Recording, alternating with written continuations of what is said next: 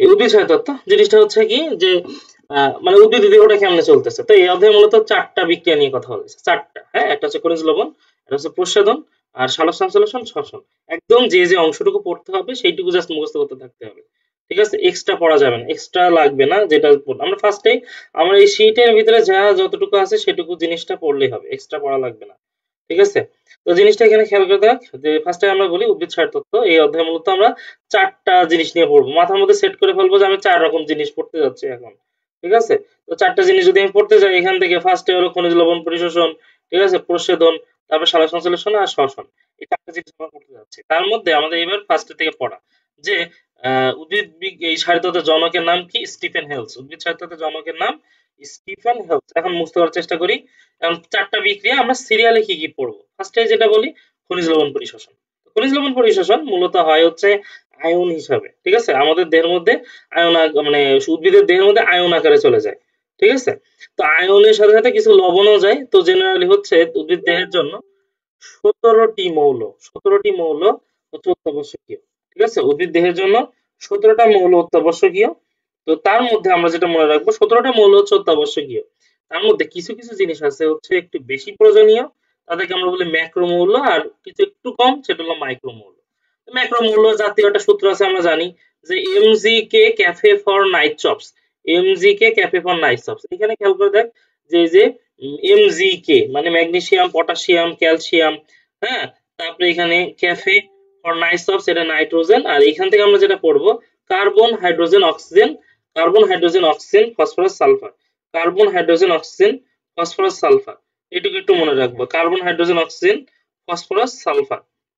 ঠিক আছে?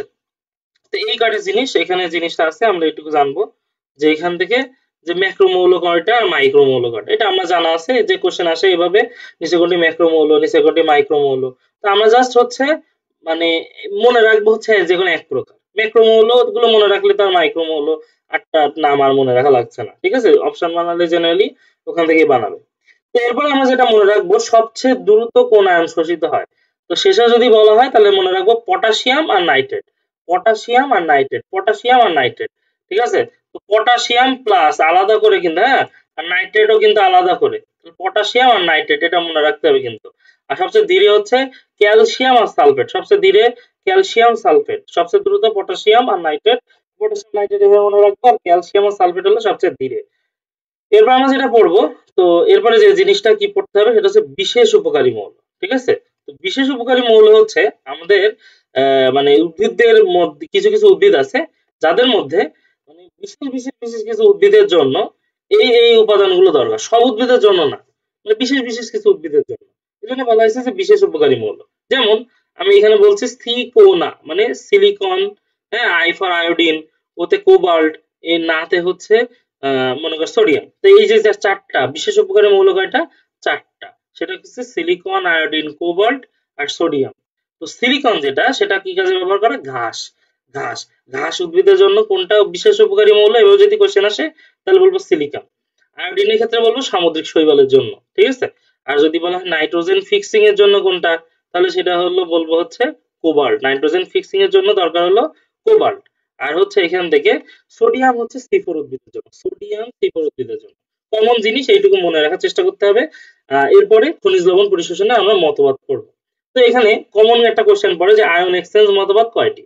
Ion exchange মতবাদ জাস্ট মনে রাখবো হলো 2টা। আমাদের কিন্তু বিস্তারিত এই অধ্যায়ে সৃজনশীলের মতো করে আর আয়ন এক্সচেঞ্জ মতবাদ কত কি কেমন কি আছে অত পড়তে হবে না। জাস্ট পড়তে হবে কি কি আছে এটাই। আয়ন এক্সচেঞ্জ মতবাদ জাস্ট 2টা। একটা হচ্ছে কার্বন ডাই অক্সাইড মতবাদ আর কন্টাক্ট এক্সচেঞ্জ মতবাদ। কার্বন ডাই অক্সাইড মতবাদ, কন্টাক্ট এক্সচেঞ্জ মতবাদ। কার্বন ডাই অক্সাইড মতবাদ আর কন্টাক্ট এক্সচেঞ্জ মতবাদ এইটুকু আমাদের দেখলাম। কার্বন ডাই অক্সাইড মতবাদ আর হচ্ছে কন্টাক্ট এক্সচেঞ্জ মতবাদ। তাহলে এতক্ষণ ধরে আমরা যেটা পড়লাম খনিজ লবণ পরিশোষণ আয়ন হিসেবে হয়। ঠিক আছে? সবচেয়ে দ্রুত কোনটা শোষিত হয়, সবচেয়ে হচ্ছে ধীরে কোনটা।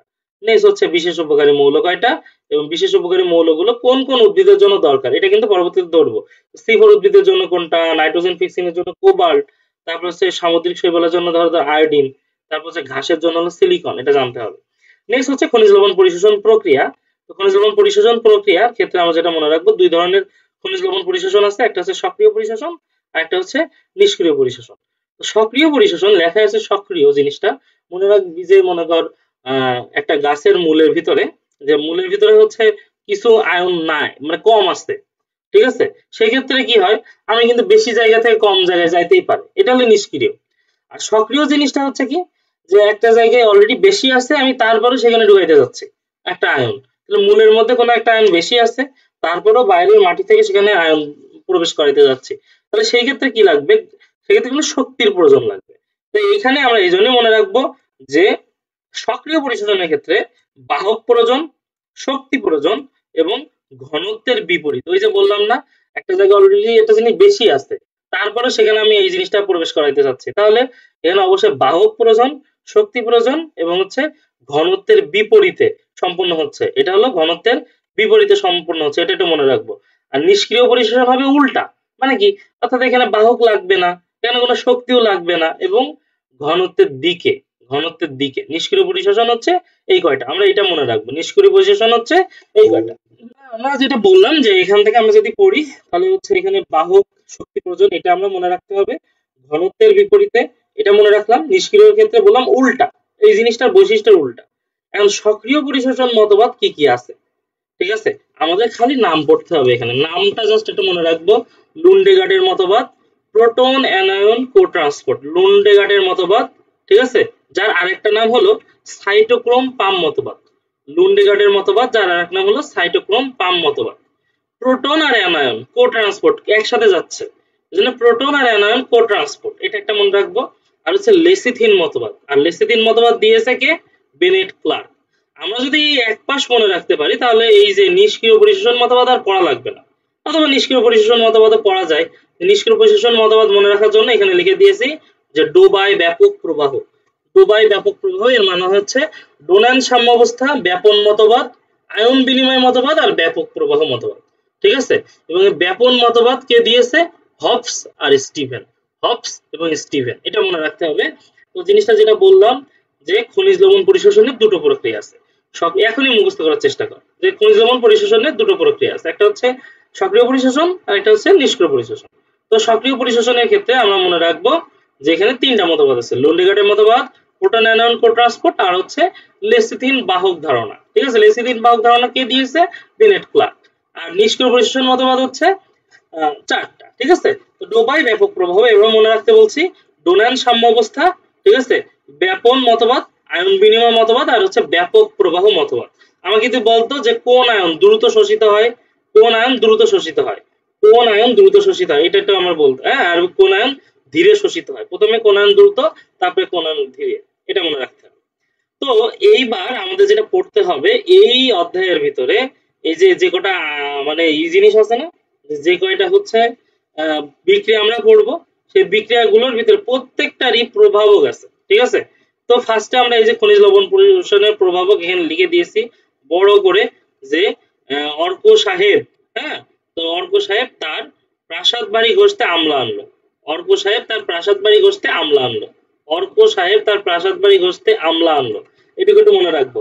তো এইটা মনে রাখলে তার যে হবে কি জিনিসটা হচ্ছে, এখানে আমরা এবার সিরিয়ালি এখানে মনে রাখতে পারি যে কি কি জিনিস আছে এখানে, যে অর্ক মানে হলো অক্সিজেন, শ্বসনিক বস্তু, সাহেব মানে শ্বসনিক বস্তু, তার মানে তাপমাত্রা, ঠিক আছে, প্রচ্ছেদন, কোশ্চেন আসবে এরকম, মানে নিচের কোনটি খনিজ লবণ পরিশোষণের মানে প্রভাবক, নিচের কোনটি হচ্ছে এরপরে সালোক সংশ্লেষণ করবো, সালোক সংশ্লেষণের প্রভাবক, এটা মনে রাখতে হবে। এই কারণে এখানে একটু নিউনিক্স দেয়া আছে, যে অর্ক সাহেব মানে অক্সিজেন, শ্বসনিক বস্তু, তাপমাত্রা, নেক্সট হচ্ছে প্রচ্ছেদন, তারপরে হচ্ছে বৃদ্ধি অঞ্চল, তারপরে দেখো ঘষতে মানে আয়তনের, আয়নের ঘনত্ব, ঘষতে মানে ঘনত্ব, আমলা আয়নের পারস্পরিক ক্রিয়া, আয়নের পারস্পরিক ক্রিয়া, ঠিক আছে, আর হচ্ছে আম্ল মানে আলো, ঠিক আছে, এটা মনে রাখবো। তো সবগুলো কিন্তু এখানে বলে দেয়া আছে, অর্ক সাহেব তার প্রাসাদ বাড়ি ঘষতে আমলা আনলো, এটুকু একটু মনে রাখবো।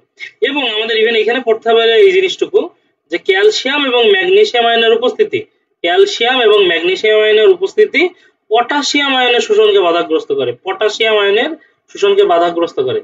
ক্যালসিয়াম এবং ম্যাগনেসিয়াম আয়নের উপস্থিতি পটাশিয়াম আয়নের শোষণকে বাধাগ্রস্ত করে, পটাশিয়াম আয়নের শোষণকে বাধাগ্রস্ত করে। তাহলে কমন জিনিস, তাহলে এখানে আমাদের কিন্তু পড়তে হচ্ছে, ঠিক আছে? তুই কিন্তু অ্যান্সার দিস না এখনো, যে হচ্ছে ওই যে আমি যে প্রভাবটা জিজ্ঞাসা করলাম যে কোন লবণ দ্রুত শোষিত হয়, এটা অ্যান্সার দিস না এখন, ঠিক আছে। তো কমন জিনিস আমরা মনে রাখবো এখান থেকে যেটা বললাম, আমাদের কিন্তু এই খনিজ লবণ পরিশোষণ থেকে এইটুকুই পড়া, খালি পটাশিয়াম নাইট্রেট হবে এই অ্যান্সারটা। ঠিক আছে। তো জিনিসটা হচ্ছে এখানে কমন জিনিস আমরা এটা মনে রাখার চেষ্টা করব। একদম ছোট্টখাট্ট জিনিস, এইটুকুর মধ্যে খনিজ লবণ পরিশোষণ একদম টোটাল পড়া শেষ। এটা কিন্তু পরবর্তী বিষয়ের জন্য পড়া শেষ। ঠিক আছে, শুধু ডেন্টাল বা এইচ এর জন্য না, যে আমাদের নর্মালি এইটুকুই পড়তে হয় খালি। ঠিক আছে। তো বিশেষ উপকারী মৌল ছিল চারটা, সবচেয়ে দ্রুত কোনটা শোষিত হয়েছে, সবচেয়ে ধীরে কোনটা, ঠিক আছে, সবচেয়ে এই যে ক্যালসিয়াম, আর এখানে পটাশিয়াম নাইট্রেট, খুব বেশি গুরুত্বপূর্ণ এই জিনিসটুকু। ঠিক আছে, এটা মনে রাখতে হবে। তো এরপরে আমরা যেটা পড়বো সেটা হচ্ছে, আর ক্যালসিয়াম এবং ম্যাগনেসিয়াম আয়নের উপস্থিতি কিন্তু পটাশিয়াম আয়নের শোষণকে বাধাগ্রস্ত করে, এটা মনে রাখবো। আচ্ছা, এরপরে আমাদের পড়তে হবে হলো প্রশোধন। প্রশোধন মানে কি হয়েছে কি, যে উদ্ভিদ তার মাটি থেকে হচ্ছে পানি নিচ্ছে, পানি নিলে তার হচ্ছে এই যে দেখো, ইনপুট যদি 100% হয়, তার অনলি 1% দেহের মধ্যে কাজে লাগে, আর বাকি 99%ই দেহ থেকে বের করে দিল। বাকি 99% দেহ থেকে বের করে দিচ্ছে। তাহলে সেটা হচ্ছে, তাহলে এই যে প্রক্রিয়াটা, এই প্রক্রিয়াটাকে মানে কি হয়, যে উদ্ভিদ যদি তার পানি থেকে বের করে দেয়, আর উদ্ভিদ যদি হঠাৎ করে পানি না পায় মাটির নিচে, তখন কি হবে, জিনিসটা হচ্ছে ওই তো উদ্ভিদটা দেখা গেল নেতিয়ে পড়তেছে, মানে ওর মৃত্যুর কারণ হয়ে দাঁড়াতে পারে, এরকম একটা অবস্থা। ঠিক আছে। তো এইটা একটা বিষয়, এই জন্য বিজ্ঞানী কর্টিস এই প্রশোধন প্রক্রিয়াটা বলছে নেসেসারি ইভিল। নেসেসারি ইভিল কেন বলছে, কারণ হচ্ছে ওই যে নেসেসারি ইভিল কে বলছেন এইটুকু জানলে হবে। নেসেসারি ইভিল কে বলছে একটু জানলে হলো। ঠিক আছে। তো হচ্ছে নেসেসারি ইভিল এটুকু আমরা মনে রাখবো। আর হচ্ছে জ্ঞানং পটোমিটারের সাহায্যে প্রশোধনের হার নির্ণয় করা যায়, এই কথাটুকু একটু মনে রাখবো। জ্ঞানং পটোমিটারের সাহায্যে প্রশোধনের হার নির্ণয় করা যায়। জ্ঞানং পটোমিটারের সাহায্যে প্রশোধনের হার নির্ণয় করা যায়। জ্ঞানং পটোমিটারের সাহায্যে প্রশোধনের হার নির্ণয় করা যায়। তাহলে প্রশোধন থেকে পড়া একদম ফার্স্টের দিকে, নেসেসারি ইভিল কে বলছেন, বিজ্ঞানী কর্টিস। জ্ঞানং পটোমিটারের সাহায্যে প্রশোধনের হার নির্ণয় করা যায়। আর এই যে নেসেসারি ইভিল এর প্রয়োজনীয় দিক হচ্ছে, প্রশোধন যদি হয় তাহলেই কিন্তু মাটিতে টান পড়ে, উদ্ভিদ হচ্ছে মূলত পানি আবার নেওয়ার জন্য হচ্ছে মূলে টান পড়ে পানি নেওয়ার জন্য। ঠিক আছে, এই কথাটুকু এইটুকুনি দরকার প্রশোধন প্রক্রিয়াটা। তো নেসেসারি ইভিল কে বলেন এটুকু জানতে হবে। নেক্সট হচ্ছে জ্ঞানং পটোমিটার, এটা হচ্ছে প্রশোধনের হার নির্ণয় করা যায়, এটুকু মনে রাখতে হবে। এবং আমরা জানি যে এই প্রশোধন হলো 3 প্রকার, একটা হচ্ছে পত্ররন্ধ্রীয় প্রশোধন, ত্বকীয় প্রশোধন, আর হচ্ছে লেন্টিকুলার প্রশোধন। পত্ররন্ধ্রীয় স্টোমাটাল, ঠিক আছে, তারপর হচ্ছে ত্বকীয়, আর হচ্ছে লেন্টিকুলার। তো নেক্সট হচ্ছে আমাদের পড়তে হবে পত্ররন্ধ্রীয় প্রশোধন কত পার্সেন্ট, এখানে দেখ 90 টু 95 থেকে 98%, এটা মনে রাখ, এখনই পড়ার চেষ্টা কর। জিনিসটা কি হয়েছে, পত্ররন্ধ্রীয় প্রশোধন হচ্ছে 95 থেকে 98%, 2 to 5% হচ্ছে ত্বকীয় বা কিউটিকুলার, আর হচ্ছে লেন্টিকুলার প্রশোধন হচ্ছে অনলি 1%। লেন্টিকুলার প্রশোধন হচ্ছে অনলি 1%। ঠিক আছে, এটুকু একটু মনে রাখবো। তাহলে পত্ররন্ধ্রীয় সবচেয়ে বেশি, তারপর হচ্ছে ত্বকীয় বা কিউটিকুলার, আর তারপর হচ্ছে লেন্টিকুলার। পার্সেন্টেজ মুখস্থ যদি হয়ে যায়, তারপর একটা ছোট্ট তথ্য পড়তে হবে। সেই ছোট্ট তথ্যটা হচ্ছে কি, যে আমরা যদি পাতার 1 বর্গ সেন্টিমিটার এলাকায়, আমি যদি একটা যে কোনো একটা পাতা নিই, তার যদি আমার এ পাশ দিয়ে 1 সেন্টিমিটার, এইখানে যদি আমি একটা এভাবে যদি হিসাব করি, ঠিক আছে, যে আমার সব পাশ দিয়ে মনে করি 1 সেন্টিমিটার জায়গা আছে, এই 1 সেন্টিমিটার জায়গায় মোট 1000 থেকে 60,000, 10,000 থেকে 60,000 না কিন্তু, ঠিক আছে, এটা মনে রাখতে হবে, 1000 থেকে 60,000টা পত্ররন্ধ্র আছে, 1000 থেকে 60,000টা পত্ররন্ধ্র আছে। ঠিক আছে, 1 বর্গ সেন্টিমিটার এলাকায় পাতা 1000 থেকে 60,000টি পত্ররন্ধ্র আছে, এটুকু মনে রাখবো। এবং সকাল 10টা থেকে 11টা এবং বিকাল 2টা থেকে 3টা পত্ররন্ধ্র পূর্ণ খোলা থাকে। এখন আমরা যদি বলি, আমরা যদি আসি জিনিসটা, যে এই যে পত্ররন্ধ্র ক্ষেত্রে মনে রাখবো যে আমরা যদি জানি যে পত্ররন্ধ্রের যে বৈশিষ্ট্যটা। আচ্ছা, আমি যদি এই যে আলেম স্যারের বইটা একটু নিয়ে নিই সাথে সাথে। এখন ফার্স্টের দিকে যে খনিজ লবণ পরিশোষণ ছিল, আমরা এখানে খনিজ লবণ পরিশোষণের বহুত কিছু পড়ছি মোটামুটি। ওখানে এক্সট্রা এখানে এমন কোনো কিছু নেই, যেগুলো দাগায় দেয়া আছে ওগুলো তোর বোঝা শেষ মোটামুটি, ওখান থেকে পড়ানোর কোনো কিছু নাই। আমি তো জাস্ট রিভিউ দিচ্ছি, যদি কোনো কিছু পড়ানো থাকে তো। আর প্রশোধন থেকে আমরা যেটা বললাম, প্রশোধন থেকে আমরা মোটামুটি যা পড়ছি ওইটুকুই জানতে হবে। এখানেও সেই 1000 থেকে 60,000টাই আছে। ঠিক আছে, আর এটা হলো আলিম স্যারের বই। আলিম স্যারের বইতে ওই একই কথাবার্তায় আছে, 1000 থেকে 60,000 ওই কথাটুকু আসছে, সমস্যা নাই। ঠিক আছে, আমরা এখন মতবাদ পড়বো, এই মতবাদটুকুই আমরা জানলেই হচ্ছে। দেখ, কমন কথা হচ্ছে একটা প্রশোধন, প্রসাধনের ক্ষেত্রে আমরা যেটা মনে রাখবো এই যে মানে একটা হচ্ছে যদি পত্ররন্ধ্র বলি, পত্ররন্ধ্রের দুটো যে কোষ থাকে তাকে আমরা বলি কি রক্ষী কোষ, আর তার চারিপাশে যে কোষগুলো থাকে তাহলে আমরা কি বলি সহকারী কোষ। ঠিক আছে, রক্ষী কোষ এবং সহকারী কোষ আমরা যদি এইখানে বের করি, তোর বইটা তো পরিচিত এইভাবে। আচ্ছা এবার কমন খেয়াল করে দেখ এখান থেকে।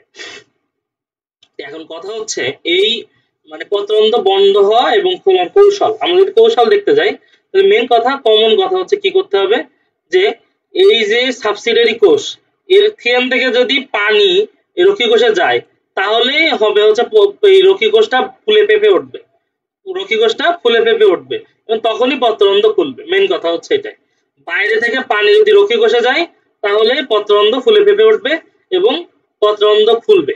ঠিক আছে, তো এই জন্যেই কিন্তু এই যে মতবাদ, যে জিনিসটা হচ্ছে এখান থেকে মতবাদ, এখানে পত্ররন্ধ্র বন্ধ বা খোলার যে মতবাদ বা কৌশল হলো চারটা। এখানে খেয়াল করে দেখ বিজ্ঞানী ভন মহল বলছেন ওই যে রক্ষী কোষের স্ফীতির পরিবর্তন, ওই যে বললাম না যে বাইরে থেকে যদি পানি যায়, ওইখানে বাইরে থেকে যদি পানি যায়, এই যে বাইরে থেকে যদি পানি যায় রক্ষী কোষ স্ফীতি হয়ে যাচ্ছে মানে মোটা হয়ে যাচ্ছে, তাহলে পত্ররন্ধ্র খুলবে। আবার রাতের বেলা দেখা যাবে ওখান থেকে পানিটা বাইরে চলে আসতেছে এবং পত্ররন্ধ্র বন্ধ হয়ে যাচ্ছে। ঠিক আছে, তাহলে এটাই মেন জিনিস। তো রক্ষী কোষের স্ফীতি, রক্ষী কোষের স্ফীতিটাকে আমরা বলি টার্জিডিটি। রক্ষী কোষের স্ফীতিটারে কি বলি টার্জিডিটি, রক্ষী কোষের স্ফীতিটারে বলি টার্জিডিটি। এই যে লেখা আছে অন্ত অভিস্রবণ, মানে কি বাইরে থেকে পানিটা রক্ষী কোষের মধ্যে যাচ্ছে, এজন্য আমরা বলছি অন্ত অভিস্রবণ। আর যদি হচ্ছে উল্টা রাতের বেলা কি হয় ওই রক্ষী কোষ থেকে পানিটা কিন্তু বাইরে বের হয়ে যায়, এজন্য বলছি বহি অভিস্রবণ। যদি বহি অভিস্রবণ হয় তাকে আমরা বলি প্লাজমোলাইসিস। তো দুটো কথা শিখতে হবে, একটা হচ্ছে টার্জিডিটি কাকে বলে আর একটা হচ্ছে প্লাজমোলাইসিস কাকে বলে। টার্জিডিটি হচ্ছে রক্ষী কোষের মধ্যে পানি যাচ্ছে তাকে বলে টার্জিডিটি, আর হচ্ছে রক্ষী কোষ থেকে পানি বের হয়ে যাচ্ছে এটা বলা হয় প্লাজমোলাইসিস বা বহি অভিস্রবণ। আরেকটা প্রক্রিয়া আছে ইমবাইবিশন পদ্ধতি, সেটা হচ্ছে বিভিন্ন ওই যে কলার জাতীয় মানে কাঠ বা সেলুলোজ জাতীয় পদার্থ ওদের ক্ষেত্রে তরল মানে কলার জাতীয় পদার্থের তরল শুষে নেওয়ার পদ্ধতির নাম হলো আচ্ছা ইমবাইবিশন। এই তিনটা জিনিস আমাদের একটু জানতে হবে, হোয়াট ইজ টার্জিডিটি, ঠিক আছে, হোয়াট ইজ প্লাজমোলাইসিস, এইটুকু জানতে হবে। আচ্ছা এখন আসি এইখান থেকে যে পত্ররন্ধ্র বন্ধ হয় এবং খোলার কৌশল।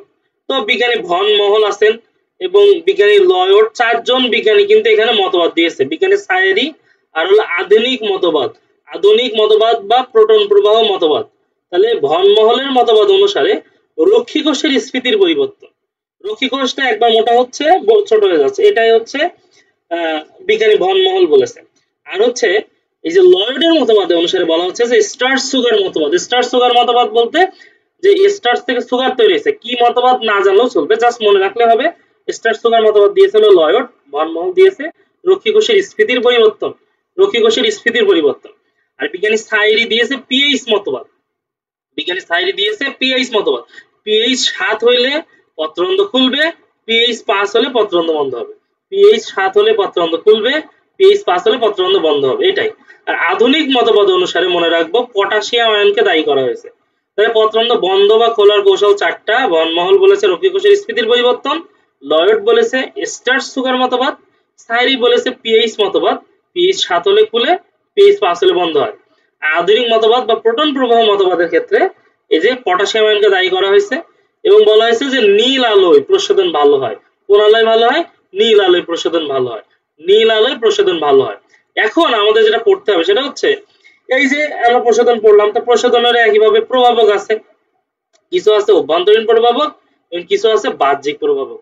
অভ্যন্তরীণ প্রভাবক আর বাহ্যিক প্রভাবক, তাই লেখা আছে অভ্যন্তরীণ প্রভাবকগুলো মুখস্থ করার ক্ষেত্রে যে মানুষের জীবন মূলত গঠন আর শাসন, মানুষের জীবন মূলত গঠন আর শাসন, এটা দিয়ে মানে এইগুলো আসবে যে নিচের কোনটি প্রশোধনের অভ্যন্তরীণ প্রভাবক, নিচের কোনটি প্রশোধনের বাহ্যিক প্রভাবক।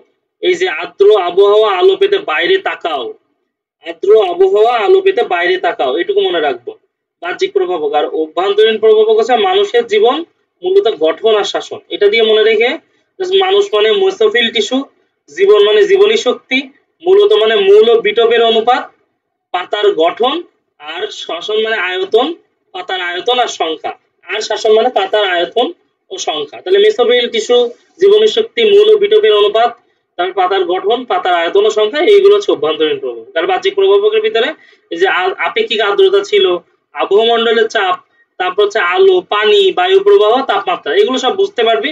জাস্ট শুধু মনে রাখতে হবে সবার সাথে সবকিছু সমানুপাতিক সম্পর্ক। মানে ধরো আমি যদি বলি জীবনী শক্তি বাড়লে প্রশোধন বাড়বে, মূল ও বিটপের অনুপাত বাড়লে প্রশোধন বাড়বে, সবকিছুই সমানুপাতিক।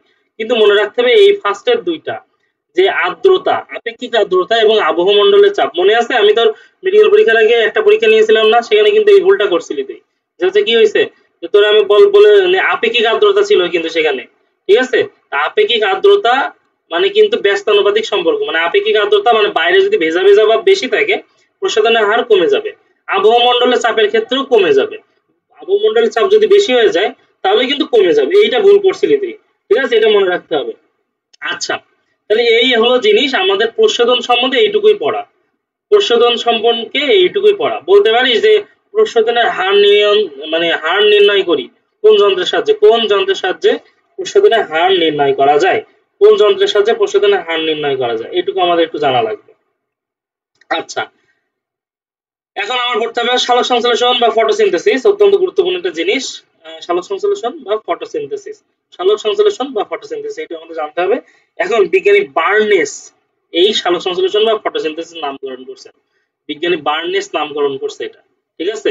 তো এখানে কমন জিনিস আমাদের যেটা পড়তে হবে সেটা হচ্ছে, আমরা বলি যে আমরা জানি যে উদ্ভিদ যে বাতাস থেকে কার্বন ডাইঅক্সাইড নেয়, মাটি থেকে আসে পানি, সূর্যের আলো এবং ক্লোরোফিলের সহায়তায় গ্লুকোজ জাতীয় খাবার গ্লুকোজ তৈরি করে এবং পানি এবং অক্সিজেন তৈরি করে বাই প্রোডাক্ট হিসাবে, অক্সিজেন তৈরি করে বাই প্রোডাক্ট হিসাবে। তো টোটাল এই প্রক্রিয়াটা যত সহজে ঘটতেছে এত কিন্তু সহজে ঘটে না, এই টোটাল প্রক্রিয়াটা এত সহজে ঘটে না, ঠিক আছে। তো কিভাবে ঘটে জিনিসটা আমরা মনে রাখবো, এটা কিন্তু হচ্ছে ফার্স্টে কি হয়, আমরা ফার্স্টে কি হয় এইটুকু জানতে হবে। সূর্যের আলো এবং ক্লোরোফিলের সহায়তায়, ফার্স্টে মনে রাখবো ফার্স্ট প্রক্রিয়া হলো এটা, সূর্যের আলো এবং ক্লোরোফিলের সহায়তায় ফার্স্টে পানির অণুটা ভাঙে, সূর্যের আলো এবং ক্লোরোফিলের সহায়তায় ফার্স্টে পানির অণু ভাঙে, পানির অণু ভেঙে সেখান থেকে তৈরি হয় এটিপি, NADH2, ইলেকট্রন আর হাইড্রোজেন, এগুলো তৈরি হয়, ঠিক আছে। আমি বলি সহজ কথায়, পানির অণু ভাঙলে কি তৈরি হবে, এই যে অক্সিজেন তৈরি হবে না, আমার বলা একটু বলেছে, সূর্যের আলো এবং ক্লোরোফিলের সহায়তায় পানি ভাঙলে পানির মধ্যে কি কি আছে, হাইড্রোজেন আছে, ইলেকট্রন হবে এবং বাই প্রোডাক্ট হিসেবে অক্সিজেন তৈরি হয়। তাহলে পানি থেকেই কিন্তু অক্সিজেন তৈরি হয়, এবং এই যে হাইড্রোজেন আর ইলেকট্রন তৈরি হয়েছে না, এটার মাধ্যমে তৈরি হবে এটিপি আর NADH2, এই হাইড্রোজেন আয়ন এবং ইলেকট্রনের মাধ্যমে তৈরি হবে এটিপি আর NADH2, ঠিক আছে। ফার্স্ট প্রক্রিয়া কিন্তু এইটাই। এবং এখানে যেহেতু সূর্যের আলোর উপস্থিতি হচ্ছে, এই যে এইটুকু যে প্রক্রিয়া হচ্ছে এইটুকুর নাম হলো আলোক নির্ভর পর্যায়, এইটুকু প্রক্রিয়ার নাম হলো আলোক নির্ভর পর্যায়, আলোক নির্ভর পর্যায়। সেটা কোথায় হবে, এটা হবে thylakoid membrane, thylakoid membrane. Actually আমি যদি দেখাই যে হচ্ছে একটা ক্লোরোপ্লাস্ট, ঠিক আছে, প্লাস্টিকের মধ্যে থাকে অনেকগুলো হচ্ছে এই আছে না, থাইলাকয়েডস আছে। এই থাইলাকয়েডের আবরণীতে আমরা যদি ছবিতে যাই, থাইলাকয়েডের আবরণীতে কিন্তু এই প্রক্রিয়াটা হয়, ঠিক আছে, থাইলাকয়েডের আবরণীতে এই প্রক্রিয়া হয়। এই যে একদম ছোট্ট করে যেটুকু দরকার সেটুকু আমরা যা জানবো, ঠিক আছে। একটা কোষের মধ্যে গেলে মানে থাইলাকয়েড মেমব্রেন এটা হবে, এটা আমাদের জাস্ট মনে রাখতে হবে। এখানে যেটা এইভাবে দেখানো হয়েছে, অনেক বিস্তারিত কিছু দেখানো হয়েছে, এত দরকার নেই, আমি যেটুকু বলতে সেটুকু খালি মনে রাখবো। তাহলে যে পানি অণুটা ভাঙবে এবং সূর্যের আলোর উপস্থিতিতে হয়, এজন্য এটাকে বলবো আলোক নির্ভর পর্যায়, ও থাইলাকয়েড মেমব্রেন এটা হয়, থাইলাকয়েড মেমব্রেন এটা হয়। নেক্সট এই যে এটিপি আর NADH2 তৈরি হয়েছে না, এই এটিপি আর NADH2 টা ব্যবহার করে, এই এটিপি আর NADH2 টা ব্যবহার করে আলোক নিরপেক্ষ পর্যায়, ঠিক আছে, এর মাধ্যমে কি করবে, এই যে গ্লুকোজটা বানাবে, ঠিক আছে, কার্বন ডাইঅক্সাইড থেকে গ্লুকোজটা বানাবে। কমন জিনিস, আগে কিন্তু ফার্স্টে পানি ভাঙবে, পানি ভেঙে, ঠিক আছে, সূর্যের আলো ক্লোরোফিলের সহায়তায় পানি ভাঙবে, পানি ভেঙে সেটার থেকে এই যে ইলেকট্রন, হাইড্রোজেন, ইলেকট্রন এগুলো তৈরি হবে এবং সাথে সাথে অক্সিজেন তৈরি হবে। আর এই হাইড্রোজেন আর ইলেকট্রনের সহায়তায় আমি যেটা বলতেছি যে এটিপি আর NADH2 তৈরি হবে, যেটা ব্যবহার করবে কার্বন ডাইঅক্সাইড, ব্যবহার করে কোথায় পরিণত, মানে কিসে পরিণত হবে, এই যে গ্লুকোজে তৈরি হবে। এবং এইখানে দ্বিতীয় যে ধাপ, এখানে কিন্তু সূর্যের আলো দরকার হচ্ছে না, তাহলে এটা আমরা বলছি হলো আলোক নিরপেক্ষ পর্যায়। আর প্রথমে যেহেতু সূর্যের আলোর উপস্থিতিতে পানি ভাঙতেছিল, এই পানি ভাঙাটারে বলা হয় ফটোলাইসিস, যেহেতু লাইসিস মানে হলো ভেঙে ফেলা, আর পানি ভাঙতেছে এজন্য সূর্যের আলোর উপস্থিতিতে, এই জন্য ফটোলাইসিস। ঠিক আছে, তাহলে এই জিনিসগুলো জানতে হবে। এবং আলোক নিরপেক্ষ পর্যায়ে হয় স্ট্রোমাতে। একটা প্লাস্টিডের মধ্যে যে ফাঁকা জায়গা বা ম্যাট্রিক্স আছে তাকে স্ট্রোমা বলা হয়। তাহলে মনে রাখবা আলোক নির্ভর পর্যায়ে হয় থাইলাকয়েড মেমব্রেনে, আর আলোক নিরপেক্ষ পর্যায়ে হয় হচ্ছে স্ট্রোমাতে।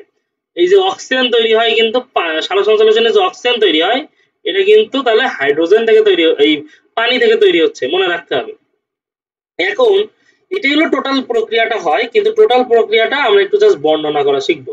বর্ণনা করা শিখবো কিভাবে, খেয়াল করে দেখ যে আমরা যদি ফার্স্টে বলি যে এই ক্লোরোফিল, ক্লোরোফিল একটা পিগমেন্ট মানে কালারফুল জিনিস। সেই কালারফুল জিনিস দেখ কয় প্রকার আছে অ্যাকচুয়ালি সালোক সংশ্লেষণের জন্য। একটা আছে ক্লোরোফিল এবং আরো কিছু আছে সাহায্যকারী পিগমেন্ট। সাহায্যকারী পিগমেন্ট সেটা হচ্ছে কি ক্যারোটিনয়েড এবং ফাইকোবিলিনস। ক্যারোটিনয়েড আর ফাইকোবিলিনস, ঠিক আছে। ক্লোরোফিল আবার দুই প্রকার, ক্লোরোফিল এ আর ক্লোরোফিল বি। ক্লোরোফিল এর কালার হচ্ছে হলদে সবুজ, ক্লোরোফিল বির কালার হচ্ছে নীলাভ সবুজ। মুখস্থ করতে হবে এই জিনিসটুকু, ঠিক আছে। এবং ক্লোরোফিল এ পরিমাণে বেশি থাকে কিন্তু 75 ভাগ, ঠিক আছে। এদিক থেকে ক্যারোটিনয়েড, ক্যারোটিনয়েড ক্যারোটিনয়েডের ক্ষেত্রে আমরা যেটা মনে রাখবো ক্যারোটিন, তো ক্যারোটিনের কালার কি কমলা। জ্যান্থোফিল, জ্যান্থো উচ্চারণ করতে গেলে হর একটা প্রভাব থাকে না, হ তাহলে হলুদ। ফাইকোবিলিনস, ফাইকোবিলিনস দেখ ফাইকোসায়ানিন, যদি ফাইকোসায়ানিন থাকে, নিন মানে নীল কালার। আর ফাইকো ইরিথ্রিন, ইরিথ্রিন মানে এরাইথ্রোসাইট, লোহিত রক্তনিকার বিষয়, এটা মানে হলো লাল কালার। এটুকু আমরা মনে রাখবো। তাহলে ফাইকোসায়ানিন, ফাইকোইরিথ্রিন, তারপর হচ্ছে ক্যারোটিন, জ্যান্থোফিল, এগুলো কিন্তু আমাদের মনে রাখতে হবে, ঠিক আছে। কালারফুল জিনিসগুলো আমরা একবার মনে রাখার চেষ্টা করব। নেক্সট আমরা পড়ছি এখানে কি সূর্যের আলো দরকার হয়। তো একটা কমন জিনিস মনে রাখবো যে লাল আলোয়, এই যে লাল আলোয় কিন্তু একক আলো হিসাবে লাল আলোয় কিন্তু সালোক সংশ্লেষণ ভালো হয়। আর কিছুক্ষণ আগে কিন্তু জানছি যে নীল আলোয় প্রস্বেদন ভালো হয়। লাল আলোয় সালোক সংশ্লেষণ ভালো হয়, নীল আলোয় প্রস্বেদন ভালো হয়, এটুকু মনে রাখবো। তো এরপরে যে জিনিসটা পড়তে হবে, সূর্যের আলো থেকে যে আলোগুলো আসে তার 83% ক্লোরোপ্লাস্ট কর্তৃক শোষিত হয়। মানে ক্লোরোপ্লাস্ট এই সালোকসংশ্লেষণ প্রক্রিয়ায় 83%ই গ্রহণ করে। আর 12% হচ্ছে প্রতিফলিত হয়ে যায়, বায়ুমণ্ডলে প্রতিফলিত হয়ে যায় 12%, প্রতিফলিত হয়ে যায়। অনলি 5% হলো ভূগর্ভে প্রতিসরিত হয়। এটা কিন্তু কোশ্চেন আসে মাঝে মাঝে যে হচ্ছে ক্লোরোপ্লাস্টের শোষণ করছে 83%, প্রতিফলন ঘটছে হলো 12%, ভূগর্ভে প্রতিসরিত হয়েছে হচ্ছে 5%। এবং আমরা মনে রাখবো লাল আলোয়, একক আলো হিসাবে লাল আলোয় সালোক সংশ্লেষণ ভালো হয়। তবে বেনি কলা, যদি বলে যে কোন আলোয় ভালো হয় না, সেই ক্ষেত্রে কোশ্চেনের ক্ষেত্রে এই বেগুনি, নীল, কমলা, লাল, ঠিক আছে। বেগুনি, নীল, কমলা, লাল, বেনি কলা, এটুকু তো একটু মনে রাখবো। বেগুনি, নীল, কমলা, লাল, এখানে হচ্ছে ভালো হয়, ঠিক আছে, এইটুকু মনে রাখবো। তাহলে এই জিনিসটুকু আমাদের একটু জানতে হবে যে আমরা প্রথমে কিন্তু এই যে আলো সম্বন্ধে জানলাম, নেক্সট হচ্ছে ক্লোরোফিল সম্বন্ধে জানলাম। নেক্সট এখন হচ্ছে আমরা যেটা জানবো সেটা হচ্ছে এই যে এখান থেকে যে জিনিসটা লাগবে এখন মেইনলি, এই যে কার্বন ডাইঅক্সাইড পানিটা ভাঙতে গেলে সেটা হচ্ছে এই যে ফটো সিস্টেম। দেখো এখানে এই যে ফটো সিস্টেমটা দেখানো হয়েছে টোটাল। এখানে ফটো সিস্টেমের তিনটা পার্ট আছে, ঠিক আছে। ফটো সিস্টেমে তোমাদের অনুসারে ফটো সিস্টেমের তিনটা পার্ট আছে। একটা জায়গা হচ্ছে এই জায়গাটা, যেটা বলা হচ্ছে যে বিক্রিয়া কেন্দ্র, ঠিক আছে, এটারে বলা হচ্ছে বিক্রিয়া কেন্দ্র। নিচের যে অংশ এটার বলা, সরি আমার একটু ভুল হয়েছে, জিনিসটা কি হবে, এই যে উপরের যে পার্ট, উপরের যে পার্ট এটারে বলবো হচ্ছে উপরে একটা আলোক শোষণ অংশ। উপরের পার্ট এটারে আলোক শোষণ অংশ বলতেছি, এটারে বলছে বিক্রিয়া কেন্দ্র। আর এখানে অনেকগুলো গুটি গুটি গুটি গুটি গুটি গুটি অনেক কিছু দেখতেছি না, এই গুটি গুটি অনেক কিছু দেখতেছি না। এই জিনিসটা হচ্ছে মনে রাখবো ইলেকট্রন ট্রান্সপোর্ট সিস্টেম। আমি বলছিলাম পানি ভাঙবে, পানি ভেঙে হাইড্রোজেন তৈরি হবে, ইলেকট্রন তৈরি হবে, অক্সিজেন তৈরি হবে। সেই ইলেকট্রন গুলো কিন্তু একজনের থেকে আরেকজন বাহিত হয়ে লাস্টে দেখো এটিপি তৈরি করতেছে। আমি বিস্তারিত প্রক্রিয়া বললাম না, কারণ বিস্তারিত জিনিস লাগবে না, জাস্ট মনে রাখতে হবে একটা ফটো সিস্টেমের, আমরা যেটা মনে রাখবো একটা ফটো সিস্টেমের কিন্তু কয়টা অংশ, তিনটা অংশ। একটা ফটো সিস্টেমের কয়টা অংশ, তিনটা অংশ। কি কি আছে সেই তিনটা অংশের ভিতরে? একটা আছে আলোক শোষণ অংশ, মানে আলোটা তো নিতে হবে সূর্যের আলো থেকে। একটা আছে বিক্রিয়া কেন্দ্র, আরেকটা আছে ইলেকট্রন ট্রান্সপোর্ট সিস্টেম। একটা আলোক শোষণ অংশ, একটা হচ্ছে বিক্রিয়া কেন্দ্র, আর একটা হচ্ছে ইলেকট্রন ট্রান্সপোর্ট সিস্টেম। এবং এই ফটো সিস্টেমটা কিন্তু দুই প্রকার। আমি বলছি ফটো সিস্টেমের তিনটা অংশ, কিন্তু ফটো সিস্টেম কয় প্রকার? দুই প্রকার। ফটো সিস্টেম দুই প্রকার, ফটো সিস্টেম 1 এবং ফটো সিস্টেম 2। ফটোসিস্টেম 1 এবং ফটোসিস্টেম 2। ফটোসিস্টেম 1 যেটা সেটা 700 ন্যানোমিটার তরঙ্গদৈর্ঘ্যের আর দেখা যাচ্ছে ন্যানোমিটার তরঙ্গদৈর্ঘ্যে আলো গ্রহণ করে, আর ফটোসিস্টেম 2 হচ্ছে 680 ন্যানোমিটার তরঙ্গদৈর্ঘ্যে আলো গ্রহণ করে। এবং এই কারণে এখানে তোমরা যখন দেখবা তখন কিন্তু এই যে P700 এখানে P680 এভাবে কিন্তু লিখে দেওয়া আছে, ঠিক আছে। তাহলে ফটোসিস্টেম 1 হলো 700 ন্যানোমিটারের তরঙ্গদৈর্ঘ্য গ্রহণ করে, আলোটা গ্রহণ করে, আর ফটোসিস্টেম 2 হচ্ছে 680 ন্যানোমিটার তরঙ্গদৈর্ঘ্যের সূর্যের আলোটা গ্রহণ করে। আর এরপরে যেটা জানতে হবে, রিক্সিয়া, সবুজ শৈবাল এবং মার্চেন্টিয়া, এটা সারা দেহে ক্লোরোপ্লাস্ট থাকে। এই তিনটা গ্রুপের কথা আমরা একটু মনে রাখবো, যে রিক্সিয়া, সবুজ শৈবাল এবং হচ্ছে মার্চেন্টিয়া, ঠিক আছে। এই মার্চেন্টিয়া এইটা সারা দেহে হচ্ছে ক্লোরোপ্লাস্ট থাকে, সারা দেহে ক্লোরোপ্লাস্ট থাকে, এইটুকু একটু মনে রাখবো। আচ্ছা, আমরা যেটা পড়তেছিলাম, তাহলে দেখো আমরা ফার্স্টে বললাম সালোকসংশ্লেষণ প্রক্রিয়া, এই যে এই প্রক্রিয়ায় ঘটবে দুটো ভাগে ভাগ করলাম, আলোক নির্ভর এবং আলোক নিরপেক্ষ।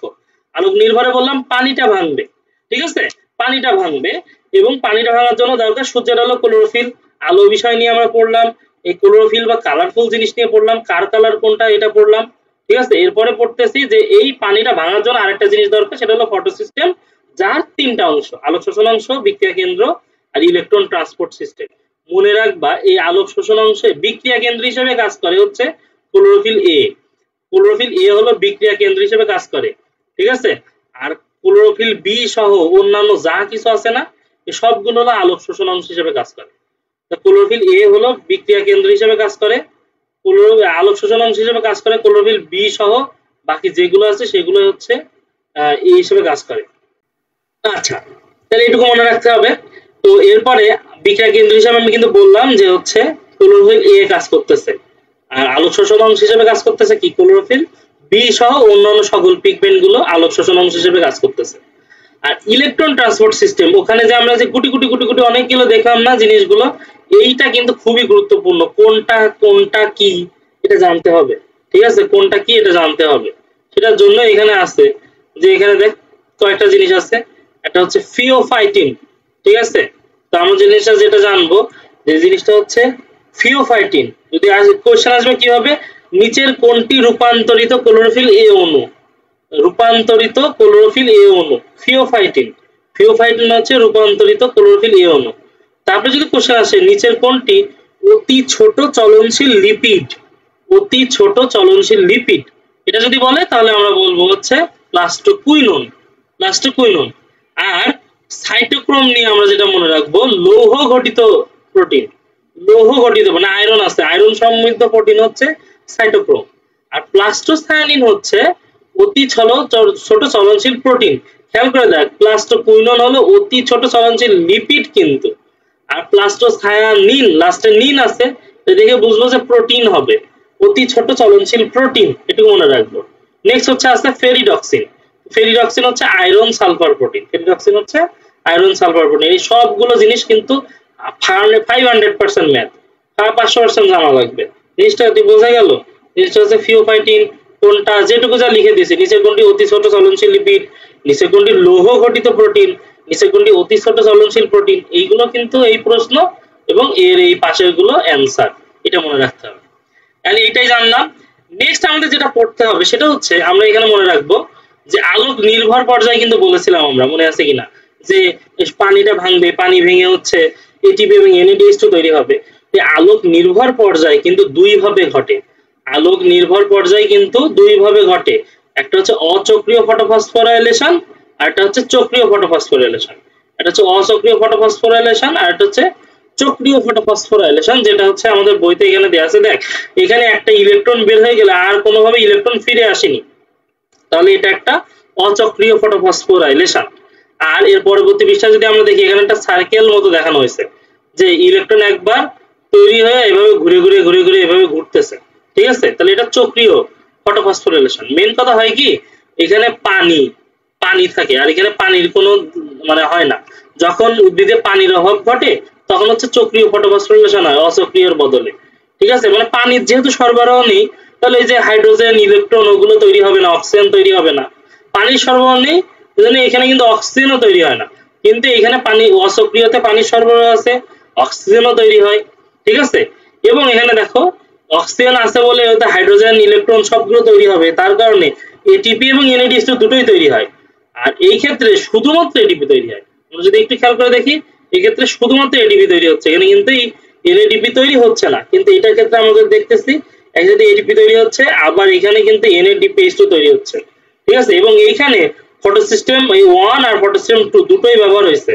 আর এইখানে যেটা চক্রীয়, সেখানে শুধুমাত্র ফটোসিস্টেম 1 ব্যবহৃত হয়েছে, শুধুমাত্র ফটোসিস্টেম 1 ব্যবহৃত হয়েছে এখানে। এখন পানির সরবরাহ নেই, শুধুমাত্র এটিপি তৈরি হচ্ছে, ইলেকট্রন গুলো চক্রাকারে ফিরে আসতেছে। হ্যাঁ, ঠিক আছে, এইটুকু জাস্ট একটু মনে রাখতে হবে এখান থেকে। এটা কিন্তু মনে রাখতে হবে। আচ্ছা, তাহলে এইটা গেল। নেক্সট হচ্ছে আমাদের যেটা পড়তে হবে সেটা হচ্ছে আলোক নিরপেক্ষ পর্যায়। খেয়াল করে দেখ, আমি যেটা বলছিলাম যে আলোক নির্ভর পর্যায়, আলোক নিরপেক্ষ পর্যায়, আমি বলছিলাম ফার্স্টে তো এটিপি তৈরি করতে হবে।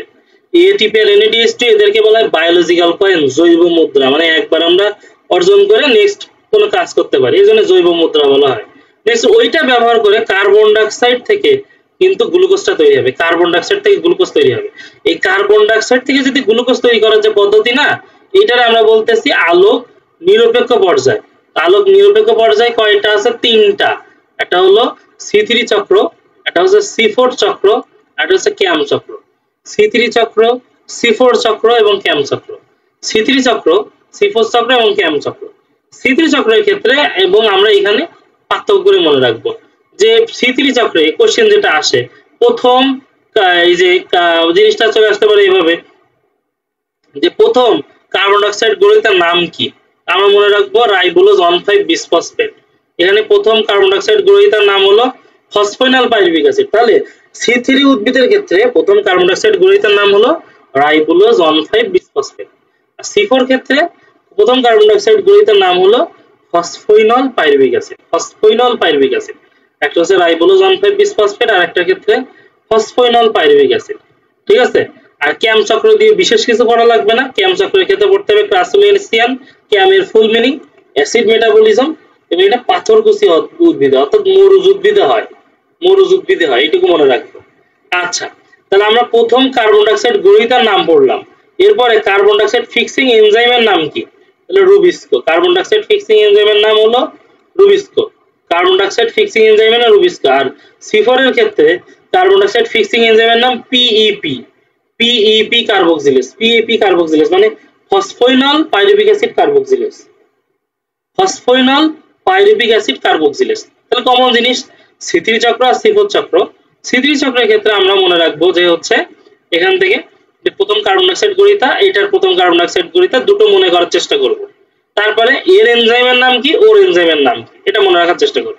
এখানে কার্বন ডাইঅক্সাইড C3 চক্রে অনেক বেশি লাগে, 50 ppm লাগে, আর এখানে অনলি 0.10 ppm, ঠিক আছে। মানে এখানে কার্বন ডাইঅক্সাইডের পরিমাণ কম লাগে, এটা একটু মনে রাখবো, ঠিক আছে।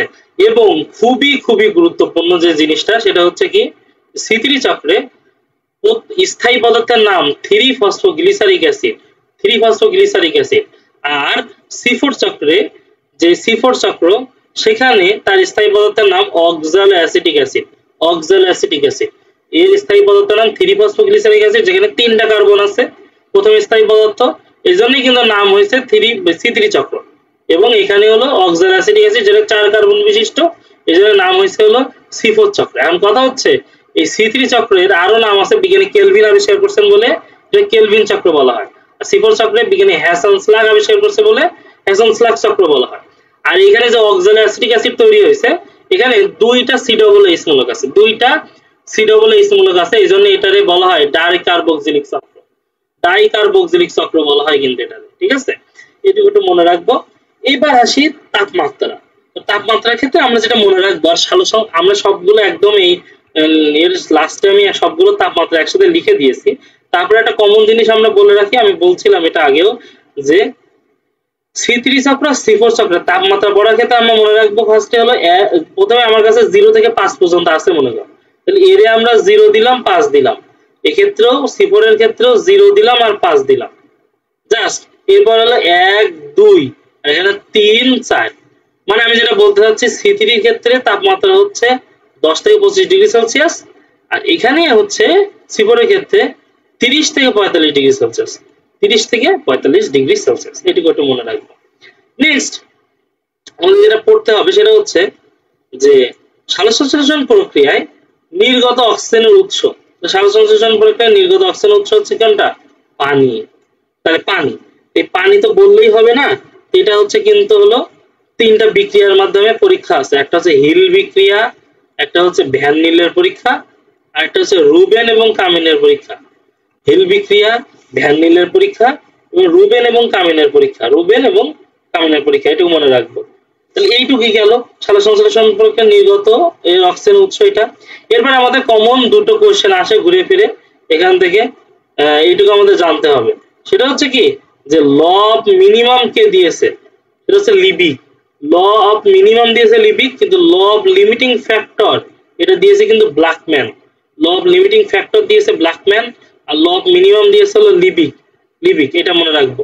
এবং একটা কমন জিনিস যে সালোকসংশ্লেষণ প্রক্রিয়ায় যে গ্লুকোজটা তৈরি হয় না, এই গ্লুকোজ কিন্তু মানে এটা ফ্রুক্টোজের সাথে মিশে সুক্রোজ তৈরি করে। এবং দুটাই গ্লুকোজ আর ফ্রুক্টোজ দুটাই যেহেতু C6H12O6, এক্ষেত্রে সুক্রোজ তৈরি করতেছে না, এই সুক্রোজ নিয়েই কিন্তু সারা দেহে প্রবাহিত হয় সুক্রোজ। সারা দেহে কিন্তু তাহলে সুক্রোজই প্রবাহিত হয়। ঠিক আছে, তাহলে এইটুকু আমাদের জানতে হবে সালোকসংশ্লেষণ সম্বন্ধে। এবং সালোকসংশ্লেষণ অবশ্যই এর প্রভাবক আছে, আমরা সেটা লিখে দিয়েছি যে কম বয়সী অন্তিয়ানি শয়তানি পল্টুর পছন্দনীয়। কম বয়সী অন্তিয়ানি শয়তানি পল্টুর পছন্দনীয়। তাহলে এখানে আমরা যেটা মনে রাখবো যে তাহলে পাতার বয়স, এখানে পাতার অন্তর্গঠন, এনজাইম, শর্করার পরিমাণ, পটাশিয়াম আয়ন আর হলো প্রোটোপ্লাজম, এই যে এই কয়টা জিনিস হচ্ছে অভ্যন্তরীণ প্রভাবক। তাহলে বাকি সব যা হবে বাহ্যিক প্রভাবক আমরা বুঝে বুঝে অ্যান্সার দিব। এখন চলে আসি যে মেন কথা, এই যে C3C4 চক্র আছে না, এর কিন্তু একটা সমস্যা আছে। আসলে সমস্যা আছে বলতে কি, এখানে যে এনজাইম আছে রুবিস্কি এনজাইম, এর এই সমস্যা হচ্ছে এই রুবিস্কি এনজাইমটা অক্সিজেনের সাথেও যুক্ত হতে পারে, কার্বন ডাইঅক্সাইডের সাথেও যুক্ত হতে পারে। তো যদি কোনো কারণে মনে কর দেহে আজকে পরিবেশের তাপমাত্রা অনেক বেশি, এই কারণে উদ্ভিদ তখন অক্সিজেন মানে এই যে সালোকসংশ্লেষণ প্রক্রিয়ার জন্য কার্বন ডাইঅক্সাইড গ্রহণ না করে জিনিসটা কি করবে, মানে জিনিসটা বলি যে কোনো একদিন দেখা গেল হঠাৎ করে তাপমাত্রা অনেক বেশি হয়ে গেছে, তাহলে কি হবে, পত্ররন্ধ্র বন্ধ হয়ে যাবে না? পত্ররন্ধ্র বন্ধ হয়ে গেলে দেখা যাচ্ছে বাইরে থেকে তো কার্বন ডাইঅক্সাইড ঢুকতে পারছে না এই যে সালোকসংশ্লেষণের জন্য। তখন ওইখানে যে অলরেডি হচ্ছে অক্সিজেন আছে, অলরেডি তৈরি হয়েছে এই বিক্রিয়ায়। ফার্স্টে যেটা বিক্রিয়া ছিল যে এখানে অক্সিজেন তৈরি হয়েছে, সেই অক্সিজেন, এই যে অক্সিজেন তৈরির মাধ্যমে এই যে অক্সিজেন বেশি হয়ে যাবে। সহজ কথা আমি যেটা বলতেছি যে অতিরিক্ত টেম্পারেচারে যখন প্রশোধন যখন বেড়ে যাবে, তখন এই যে স্টোমাটা বন্ধ হয়ে যাবে। স্টোমাটা বন্ধ হয়ে গেলে এই পাতার মধ্যে অক্সিজেনের লেভেলটা বেশি হয়ে যাবে কার্বন ডাইঅক্সাইডের তুলনায়। তো তখন কিন্তু এই যে রুবিস্কি এনজাইম ওই বদমাইশ করবে কি, অক্সিজেনের সাথে যুক্ত হবে, কার্বন ডাইঅক্সাইডের সাথে যুক্ত হবে না। তার ফলে ঝামেলা যেটা হবে সেটা হচ্ছে যা তৈরি হওয়ার কথা ছিল হলো 3-ফসফোগ্লিসারিক অ্যাসিড, কিন্তু এখন তৈরি হবে 2 কার্বন বিশিষ্ট গ্লাইকোলেট। 2 কার্বন বিশিষ্ট গ্লাইকোলেট। এবং এইটার ফলে দেখা যাবে যে হচ্ছে তার কিন্তু মানে সালোকসংশ্লেষণের হার কমে গেছে অনেক। ঠিক আছে, সালোকসংশ্লেষণের হার এই ক্ষেত্রে 25% মতো কমে যায়।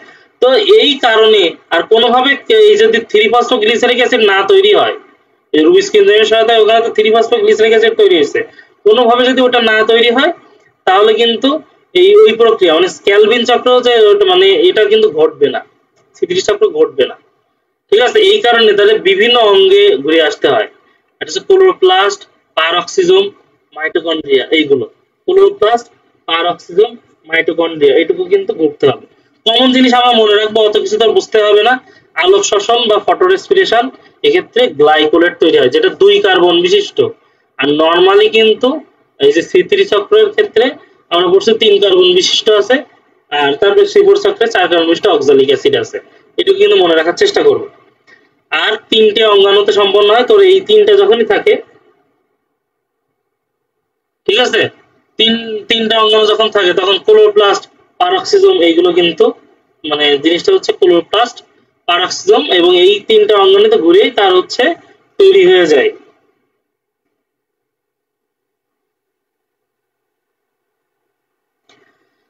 আচ্ছা, তাহলে এখন অ্যান্সার দে। তুই তো শুনতেছিস, শুনে কি এটা অ্যান্সার দে। সেটা হচ্ছে কি অ্যান্সার করা যায়? যে প্লাস্টোকুইনোন এই প্লাস্টোকুইনোনটা মানে কি জিনিস? আমরা যেটা বলছি প্লাস্টোকুইনোন কি জিনিস? প্লাস্টোকুইনোন কি প্রোটিন নাকি হচ্ছে লিপিড? ঠিক আছে, এই জিনিসটাকে অ্যান্সার দেওয়ার চেষ্টা কর। প্লাস্টোকুইনোন কি জিনিস, প্রোটিন না লিপিড? এটুকু একটা অ্যান্সার দিবি, এটা হলো কথা।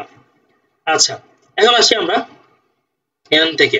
আমরা চারটা বিক্রিয়ার জিনিস পড়ার কথা ছিল এখানে, তার মধ্যে আমাদের তিনটা কিন্তু শেষ করছি। অনেক বড় একটা চ্যাপ্টার, হিউজ একটা চ্যাপ্টার, তার মধ্যে আমরা মোটামুটি এখান থেকে পড়ছি।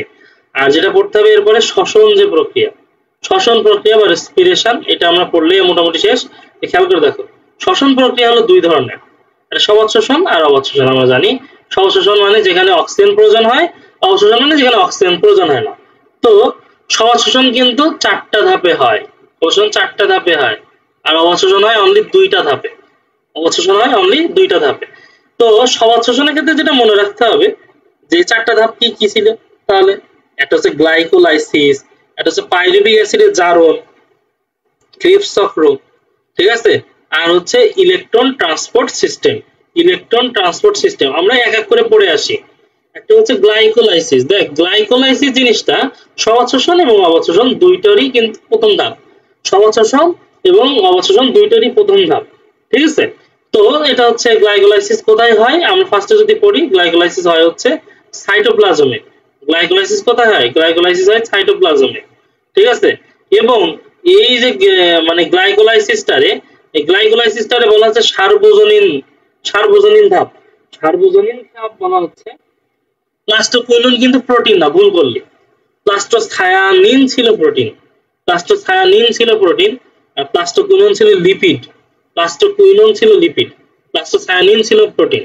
আচ্ছা, আমার এরপরে অ্যান্সার দে, কোন আলোয় প্রস্বেদন ভালো হয়, কোন আলোয় সালোক সংশ্লেষণ ভালো হয়? এটুকু অ্যান্সার দেওয়ার চেষ্টা কর। কোন আলোয় প্রস্বেদন ভালো হয়, কোন আলোয় সালোক সংশ্লেষণ ভালো হয়, এটুকু আমরা মনে রাখার চেষ্টা কর। আচ্ছা, গ্লাইকোলাইসিসটা বলা হচ্ছে কি সার্বজনীন ধাপ, মানে সবাত আর অবাত দুইটারই প্রধান ধাপ কি? গ্লাইকোলাইসিস, এজন্য এটারে সার্বজনীন ধাপ বলতেছে। এর আরেকটা নাম হলো ইএমপি পাথে। তিনজন বিজ্ঞানী আছে, এমবেডেন, মেয়ারহফ, ঠিক আছে, এমবেডেন, মেয়ারহফ। এই যে বিজ্ঞানী গুলোর নাম অনুসারে ইএমপি পাথেও বলা হয়। তাহলে নিচে কোনটিকে ইএমপি পাথে বলা হয়, এটা কোশ্চেন আসলেও কিন্তু গ্লাইকোলাইসিস অ্যান্সার হবে, ঠিক আছে। তো এইখানে মূলত একটা গ্লুকোজ ভাঙতেছে, একটা গ্লুকোজ মানে কি C6H12O6। তো এইটা ভাঙতেছে, এইটা ভেঙে দুই অণু পাইরুভিক অ্যাসিড, মানে দুইটা পাইরুভিক অ্যাসিড তৈরি হয়। মানে কমন জিনিস, পাইরুভিক অ্যাসিড তাহলে কয় কার্বন? 3 কার্বন। যেহেতু গ্লুকোজ ছিল 6 কার্বন, এখন এটা থেকে যদি দুইটা তৈরি হয় অবশ্যই এখানে 3টা কার্বন আছে।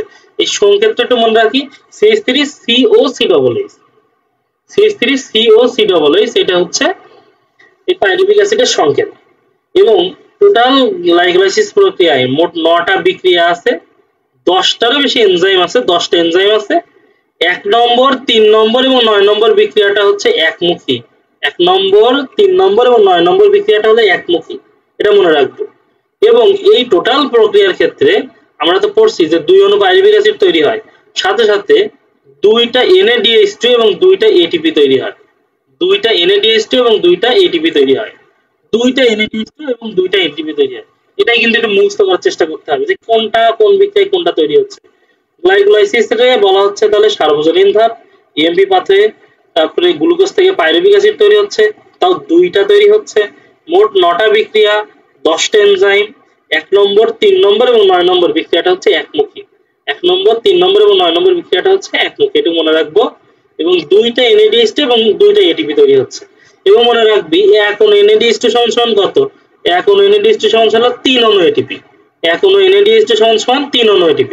তাহলে এখানে ATP তৈরি হচ্ছে তাহলে কয়টা? তাহলে 2 অণু NADH2 না, তাহলে হচ্ছে 6 অণু ATP তৈরি হচ্ছে। আর আর মূলত 4 অণু ATP তৈরি হয়, কিন্তু 2 অণু ATP খরচ হয়ে যায়। এই জন্য 2 অণু ATP এর বিষয় বলা হয়েছে এখানে, ঠিক আছে। এই জন্য বলা হচ্ছে যে তাহলে মোট যদি কোশ্চেন আসে যে মোট ATP কয়টা হয়েছে, মোট ATP হয় কিন্তু হচ্ছে তাহলে 6,10টা। মোট ATP 10টা, কিন্তু এই যে বললাম না দুটো আবার নষ্ট হয়ে যাচ্ছে, তার ফলে কি হয় যে হচ্ছে এখানে কিন্তু যে 2টা নষ্ট হয়ে যাওয়ার ফলে এখানে 8টা, ঠিক আছে। নিট যদি আসে, নিট কয়টা ATP, তাহলে হবে হচ্ছে জিনিসটা হচ্ছে তখন আমরা বলবো 8 অণু ATP, এটা মনে রাখতে পারি। এরপরে আমাদের যেটা জানতে হবে সেটা হচ্ছে পাইরুভিক অ্যাসিডের জারণ, পাইরুভিক অ্যাসিডের জারণ। তাহলে আর এই যে এইটাই হয়ে গেছে পার্থক্য অবাত শোষণের ক্ষেত্রে, কারণ অবাত শোষণে হয় পাইরুভিক অ্যাসিডের অসম্পূর্ণ জারণ, আর এখানে হয় পাইরুভিক অ্যাসিডের জারণ। ঠিক আছে, তো পাইরুভিক অ্যাসিডের জারণ, এবং আমরা মনে রাখবো একটা কমন কথা যে গ্লাইকোলাইসিস একমাত্র সাইটোপ্লাজমে হয়, গ্লাইকোলাইসিস ছাড়া অন্য যতগুলো ধাপ আছে সবগুলোই হয় মাইটোকন্ড্রিয়াতে, সবগুলোই হয় মাইটোকন্ড্রিয়াতে, এটা একটু মনে রাখবে। এবং দ্বিতীয় যে ধাপ অর্থাৎ পাইরুভিক অ্যাসিড, পাইরুভিক অ্যাসিড থেকে ও বা মানে এখানেই মনে রাখবো পাইরুভিক অ্যাসিড থেকে ডিকার্বক্সিলেশন প্রক্রিয়ায়, ডিকার্বক্সিলেশন প্রক্রিয়া মানে একটা কার্বন আউট হয়ে যাচ্ছে, ঠিক আছে, ডিকার্বক্সিলেশন প্রক্রিয়ায় এই যে অ্যাসিটাইল কোয়ে তৈরি হয়, অ্যাসিটাইল কোয়ে সৃষ্টি, ডিকার্বক্সিলেশনের প্রক্রিয়ায় অ্যাসিটাইল কোয়ে তৈরি হবে। তাহলে দ্বিতীয় ধাপ মাইটোকন্ড্রিয়াতে হয়, এটা মনে রাখবো। এখানে কিন্তু পাইরুভিক অ্যাসিডের সম্পূর্ণ জারণ ঘটতেছে, যেটা অবাত শোষণে ঘটে না। ক্রেবস চক্র, এরপরে দেওয়া হলো ক্রেবস চক্র। ক্রেবস চক্রের ক্ষেত্রে ক্রেবস চক্র বা সাইটিক অ্যাসিড চক্র বা হলো ট্রাইকার্বক্সিলিক অ্যাসিড চক্র, এটা যদি হয় তো নেক্সট হচ্ছে আমাদের মনে রাখতে হবে এটাও মাইটোকন্ড্রিয়াতে ঘটতেছে। আবাসিক অণু কাকে বলা হয়? Oxaloacetic acid, oxaloacetic অ্যাসিডটা বলা হয় আবাসিক অণু। এখন বলতো যে অক্সালো অ্যাসিটিক অ্যাসিড আর কোথায় পড়ছিস, অক্সালো অ্যাসিটিক অ্যাসিড আর কোথায় পড়া হয়েছে এটা বলার চেষ্টা করতো। মনে রাখবো অক্সালো অ্যাসিটিক অ্যাসিড কিন্তু আমরা সিফোর উদ্ভিদে পড়ছি, সিফোর উদ্ভিদের প্রথম ধাপই হচ্ছে মানে এখানে হচ্ছে অক্সালো অ্যাসিটিক অ্যাসিড, ঠিক আছে, এই অক্সালো অ্যাসিডটা আমরা কিন্তু ওখানে পড়লাম। নেক্সট হচ্ছে প্রথম উৎপাদিত পদার্থ সাইটিক অ্যাসিড, যেহেতু প্রথম উৎপাদিত পদার্থ সাইটিক অ্যাসিড, এই ক্রেবস চক্রের আরেক নাম কিন্তু সাইটিক অ্যাসিড চক্র। এবং সাইটিক অ্যাসিডে 3টে COOH আছে, সাইটিক অ্যাসিডে 3টা COOH আছে, এই কারণে ট্রাইকার্বক্সিলিক অ্যাসিড চক্র বলা হয়, ট্রাইকার্বক্সিলিক অ্যাসিড চক্র বলা হয় এটারে। এবং মোট এই ক্রেবস চক্রে 24 অণু এটিপি তৈরি হয়, মোট তৈরি হয় 24 অণু। তাহলে ফার্স্টে যেটা গ্লাইকোলাইসিস ওখানে পড়লাম হচ্ছে 8টা অণু, ঠিক আছে, আর মানে 8টা অণু। অনেক জায়গায় এমসিকিউ সলভ করতে গেলে যদি 10টা থাকে তাহলে বুঝে নিতে হবে যে ওরা ওই যে খরচ হয়ে গেছে ওইটা ধরেনি, ঠিক আছে, এটা মনে রাখবে। দেবো হচ্ছে 8টা, আমরা যদি দেখার চেষ্টা করি যে কয়টা দিব, তাহলে 8টাই দিব। পাইরুভিক অ্যাসিডের জারণের ক্ষেত্রে এই যে প্রক্রিয়া দেখলাম, ক্রেবস চক্রের ক্ষেত্রে দেখালাম, এই জিনিসটাকে একটু মনে রাখতে হবে, ঠিক আছে। আর ইলেকট্রন ট্রান্সপোর্ট সিস্টেম থেকে দুটো গুরুত্বপূর্ণ কথাবার্তা আমরা লিখে দিয়েছি যে অক্সিজেন হচ্ছে সর্বশেষ গ্রহীতা, এফএটি হলো প্রথম ইলেকট্রন গ্রহীতা। অক্সিজেন সর্বশেষ ইলেকট্রন গ্রহীতার নাম কি, এভাবে কোশ্চেন আসে। শ্বসন প্রক্রিয়ায় সর্বশেষ ইলেকট্রন গ্রহীতার নাম কি, এভাবে কোশ্চেন আসলে আমরা মনে রাখবো অক্সিজেন। আর সর্বশেষ মানে প্রথম ইলেকট্রন গ্রহীতার নাম বসলে বলবো এফএটি। এবং আমরা কমন জিনিস যেটা জানি সেটা হচ্ছে কি 1 অণু NADH2 সমান 3 অণু ATP, 1 অণু NADH2 সমান 3 অণু ATP, আর 1 অণু FADH2 সমান 2 অণু ATP, 2 অণু ATP, এইটুকু একটু মনে রাখবো। এরপরে আর আমরা যেটা এখানে ছিল যেটা যে এরপর আমরা যেটা পড়বো যে অবাত শোষণ, অবাত শোষণে কিন্তু এই গ্লাইকোলাইসিস আর পাইরুভিক অ্যাসিডের হয়। জিনিসটা হচ্ছে কি এখানে যে আমরা বলছি যে অবাত শোষণ যেটা ধাপ হলো 2টা, গ্লাইকোলাইসিস আর এই পাইরুভিক অ্যাসিডের অসম্পূর্ণ জারণ। তো পাইরুভিক অ্যাসিডের অসম্পূর্ণ জারণ হলে এখানে কিন্তু এই পাইরুভিক অ্যাসিড থেকে অ্যাসিটাইল কোয়ে বা অন্যান্য কিছু তৈরি হচ্ছিল, কিন্তু অবাত শোষণে তৈরি হয় ইথানল এবং ল্যাকটিক অ্যাসিড, ইথানল এবং ল্যাকটিক অ্যাসিড, অনলি 2 অণু এটিপি তৈরি হয়। আর টোটাল শ্বসন প্রক্রিয়ায় অবাত শোষণে কিন্তু 38 অণু এটিপি তৈরি হয়, কিন্তু বইতে দেওয়া আছে 36 অণু এটিপি, আমরা 36 অণু এটিপি দেওয়ার চেষ্টা করব। কারণ আছে, এই দুইটারই কারণ আছে, ঠিক আছে। তবে কোনো জায়গায় যদি 36 না থাকে 38 থাকে তাহলে সেটা দেওয়াটাই বেটার হবে, ঠিক আছে। যদি 36 38 দুটোই থাকে তাহলে আমরা সেখানে 36 অণু দেওয়ার চেষ্টা করবো, কারণ বইতে 36 অণু আছে এবং এর ব্যাখ্যা আছে, অত দরকার নেই এখন ব্যাখ্যা। এই 1 অণু এটিপি সমান মনে রাখবো 10 কিলো ক্যালোরি। তাহলে আমার যদি কোশ্চেন আসে যে সমাজ শোষণে মোট কত কিলো ক্যালোরি তৈরি হয়েছে, তাহলে এই যে 360 কিলো ক্যালোরি, এটুকু মনে রাখবো, ঠিক আছে। আচ্ছা, এরপরে অবাত শোষণে কিছু কিছু ব্যবহার দিয়েছে, যে বেকারি শিল্পে আমরা অবাত শোষণ ব্যবহার করি, তারপর হচ্ছে দুগ্ধ শিল্পে ব্যবহার করি, ভিনেগার তৈরিতে ব্যবহার করি, পাট শিল্পে ব্যবহার করি কোন ব্যাকটেরিয়া, ক্লস্ট্রিডিয়াম, চর্ম শিল্পে ব্যাসিলাস সাবটিলিস, ব্যাসিলাস সাবটিলিস। তাহলে পাট শিল্পে ক্লস্ট্রিডিয়াম, মানে চর্ম শিল্পে হচ্ছে ব্যাসিলাস সাবটিলিস, চা তামাক কফি প্রক্রিয়াজাতকরণে ব্যাসিলাস মেগাথেরিয়াম। মেগা দেখে আমরা মনে রাখি যে চা কফি তামাক যারা খায় নিজেদেরকে মেগা মেগা বড় লোক ভাবার চেষ্টা করে, এরকম। তাই এবার মনে রাখি চা কফি তামাক প্রক্রিয়াজাতকরণে মেগাথেরিয়াম। তন্মশিল্পে সাবটিলিস, পাট শিল্পে হলো ক্লস্ট্রিডিয়াম, এটুকু মনে রাখবে। একইভাবে লাস্ট আমাদের যে প্রভাবকটা আছে বাহ্যিক প্রভাবক এবং হচ্ছে অভ্যন্তরীণ প্রভাবক। বাহ্যিক প্রভাবকের ভিতরে যেটা আছে সেটা হচ্ছে জিনিসটা এখানে এইভাবে যে আতিকা আপু, আতিকা আপু। তো জিনিসটা হচ্ছে আ ফর আলু, ত ফর তাপমাত্রা, কা ফর হচ্ছে কার্বন ডাইঅক্সাইড, নেক্সট হচ্ছে অক্সিজেন, আর নেক্সট হচ্ছে পানি। সবগুলো কোনটা দিয়ে কি হবে ও কিন্তু বলে দেওয়া শেষ। আর অভ্যন্তরীণ প্রভাবকের ভিতরে লেখা আছে যে উদ্ভাস কোচিং অল্প বয়সে জটিল প্রভাব মাতিয়েছে। উদ্ভাস কোচিং অল্প বয়সে জটিল প্রভাব মাতিয়েছে, সব লিখে দিয়ে আছে সবকিছু। উৎসেচক, প্রশস্ত লবণ, কোষের বয়স, জটিল খাদ্যদ্রব্য এবং কোষ মধ্যস্থ পানি। এবং অবশ্যই এটা হলো সবার সাথে সবার সম্পর্ক কিন্তু সমানুপাতিক। মানে কোষ মধ্যস্থ পানি বেশি হলে তখন হচ্ছে কোষ মধ্যস্থ পানি বেশি হলে এই শ্বসন প্রক্রিয়াটা একটু মানে কমে যায়, মানে জিনিসটা মানে বেশি বেশি হবে। আমি বলছি সবই হলো সমানুপাতিক, বুঝা গেল? এটা এই জিনিসটা একটু মনে রাখবো বন্ধনের প্রভাবকে। এরপরে আছে শ্বসনিক কোষেন্ট। শ্বসনিক কোষেন্টের ক্ষেত্রে কমন তিনটা জিনিস মনে রাখবো।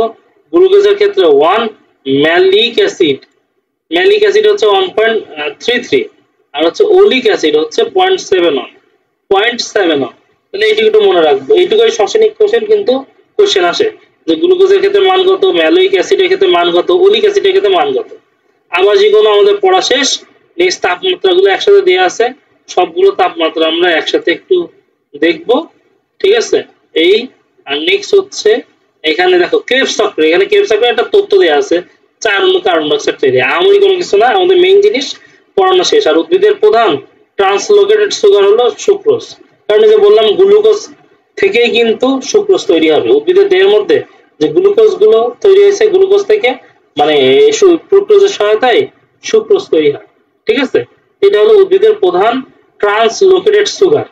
এই যে জিনিসটাকে আমাদের জানতে হবে। আমরা টোটাল দেখ এই পৃষ্ঠায় এই যে জিনিসটায় টোটাল ৬২ যে পেজ, এই ৬২ পেজ না পড়লে আমরা ৩ পেজের মধ্যে শেষ করে দিয়েছি। যা আছে ৩ পেজটা পড়লেই হবে, এক্সট্রা জিনিস কিন্তু পড়া লাগতেছে না, ঠিক আছে? আশা করি যে জিনিসটা এটা ৩টা এক্সট্রা পড়া লাগবে না। আমরা যদি এখন এই আলিম স্যারের বইটা রিভিউ দিই, মোটামুটি আমাদের অনেক কিছু পড়া শেষ। কিন্তু এই যে পত্রবন্ধী প্রশোধন পড়ছিলাম, ঠিক আছে, কিউটিকুলার প্রশোধন পড়ছিলাম, এগুলো আমরা পড়ছি, এখানেও পড়ছি। এবং কোনটা এখানে দেখ পার্সেন্টেজ একটা ভিন্নতা আছে। তা আমরা তো অত বলদ না, আমাদের যদি অপশন থাকে আমরা বুঝতে পারবো যে বেশি যেটা সেটাই হবে পত্রবন্ধীয়, তার থেকে একটু কম সেটা হবে কিউটিকুলার, আর লেন্টিকুলার হবে মানে জিনিসটা হলো আরো কম।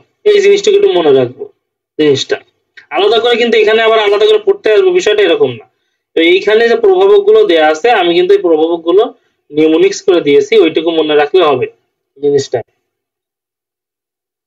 আজকে ১২ অধ্যায় দিতে চাইছিলাম, ১২ অধ্যায় দিব না, ঠিক আছে? একটু ১২ অধ্যায় দিব না, এইটুকু আপাতত পড়তে থাক, সেটুকু পড়লে হবে। আচ্ছা এখানে কিছু কিছু জিনিস দেওয়া আছে, যেমন হচ্ছে এই পত্রঝরা উদ্ভিদ কারা, সেগুন, মেহগনি, কড়, এটুকু মনে রাখবি। পাতা কাটা বা স্বল্পপত্র রূপান্তর, ফণিমনসা বা ক্যাকটাস, এটুকুর কথা একটু মনে রাখবো। এটা মনে রাখা অতটা গুরুত্বপূর্ণ না, আমরা পরবর্তীতে যাই যে কি এমন গুরুত্বপূর্ণ জিনিস দিছে দেখি। এখান থেকে আমাদের কিন্তু খুব বেশি পড়া নাই, আমাদের যেটুকু পড়া আমাদের কিন্তু পড়ানো শেষ, ঠিক আছে?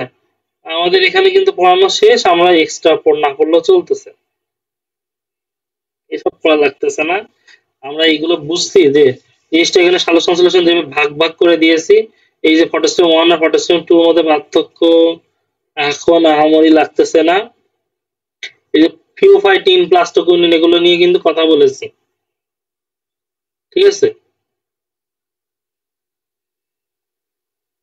এমনি তো আর নেই দেখতেছি টোটালি এখানে এক্সট্রা। আমরা ফটোলাইসিস কি বলেছিলাম, বলেছিলাম না পানি ভাঙবে, পানি ভেঙে হাইড্রোজেন, ইলেকট্রন এবং অক্সিজেন তৈরি হবে, দেখছিস? সব কথাই কিন্তু বলে দেওয়া আছে, আলাদা করে কিন্তু এক্সট্রা পড়া লাগে না। হ্যাঁ, এইখানে এইটুকু একটু গুরুত্বপূর্ণ যেটা তুই লিখে নিতে পারিস, সেটা হচ্ছে কি এই অসক্রিয় ফটোফসফোরিলেশন রে আমরা জেড স্কিম বিক্রিয়া বলা হয়। এইটা একটু দেখলাম অসক্রিয় ফটোফসফোরিলেশন বিক্রিয়ারে বিজ্ঞানী হিল এবং বেন্ডল এটার জেড আকারে নকশা তৈরি করছে।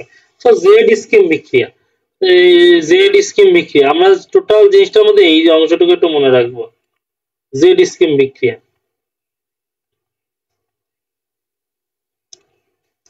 ঠিক আছে, আর তো দেখতেছি না, নর্মালি হলো কোনো কিছু দাগানো নেই। দেখ এইখানেও কিন্তু অনেকগুলো জিনিস যা তোর হলো কিন্তু ওখানে পড়া হয়ে যাচ্ছে। এখানে এই গ্রামিনী বা সাইপ্রেসিস যেটাগুলো দিয়েছে এগুলো একবীজপত্রী উদ্ভিদ।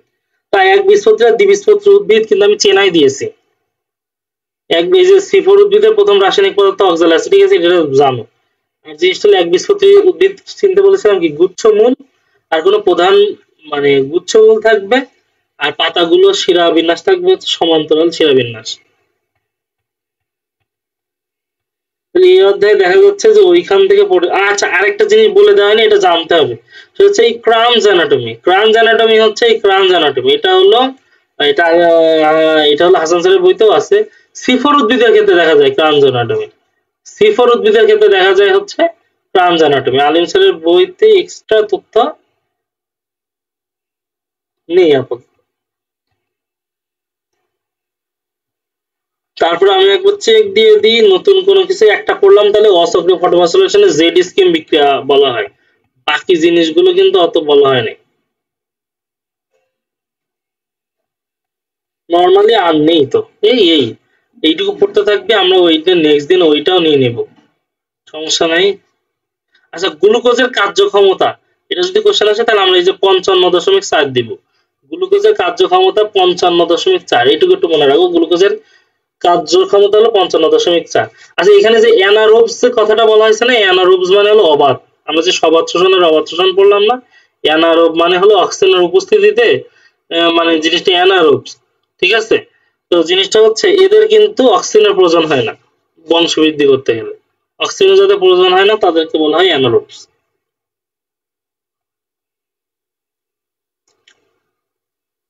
এই টোটাল জিনিসপত্র সব লাগবে না,